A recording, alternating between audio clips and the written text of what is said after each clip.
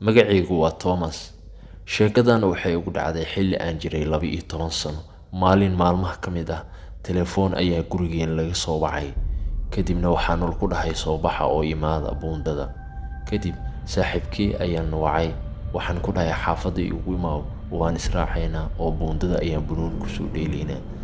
Saaxiibkii aad iyo aad ayuu u jeclaa in banooni aan soo wada ciyaarno. Kadibna sidii ayaan ku soo baxnay oo waxaan soo raacnay baaskiil oo markaas anaga aan kaxaynaynay. Cabaar markii aan sii soconay ayaa saaxiibkii wuxuu ugu dhahay meesha aad iyo aad ayay u dheertahay, annaguna waan daalnay.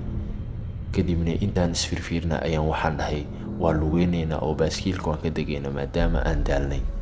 Kadibna saaxiibkii mar walba wuxuu dareemayay cabsi oo wuxuu dhahay yaa jooga halkan, aawo odayga halkan nagu balamiyey. Kadibna mana aan dareemi karin. Xaaladdu waxay isku beddeshay mid cabsi leh markii aan maqalna codad dad badan oo soo socda. Anigii Ilaah waxaan ka baryay in waxaan uu Ilaahay iga badbaadiyo. Anigii iyo saaxiibkii waxaan isku daynay in aan si dhaqsi leh meesha uga baxno. Mar waxaan si kedis ku aragnay dad badan oo u eg in dad wax cuno oo kale. Aad iyo aad baan u naxay. Midkood ayaa igu soo cararay kadibna waxa uu watay mindi dheer oo dhiig badan leh. Aad baan u naxay.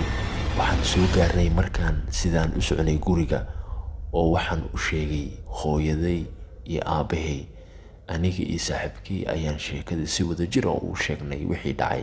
Kadib ayaga booliiska ayay waceen. Intii baaritaan ay wadeen booliiska ayaa qolada gaangiska waxay ku soo qaadeen weerar. Qoladaas waxay ahaayeen qolo dadka guryaha soo wacay ilmaha yaryar kadibna ku dhaha meeshaas nagu imaada. Kadibna waa ay afduuban jireen oo xubnaha ayay kala bixi jireen. Maalinkaas ayaa ugu dambeysay in dadkaas meesha ay kasii shaqaystaan. Anaga iyo saaxiibkii hadduuna qaban lahaa maxaan ugu dhici lahaa.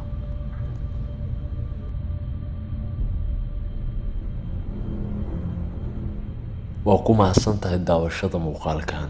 Fadlan like inoo saar si aan u helno saaxiibo badan sida adiga oo kale. Mahadsanid.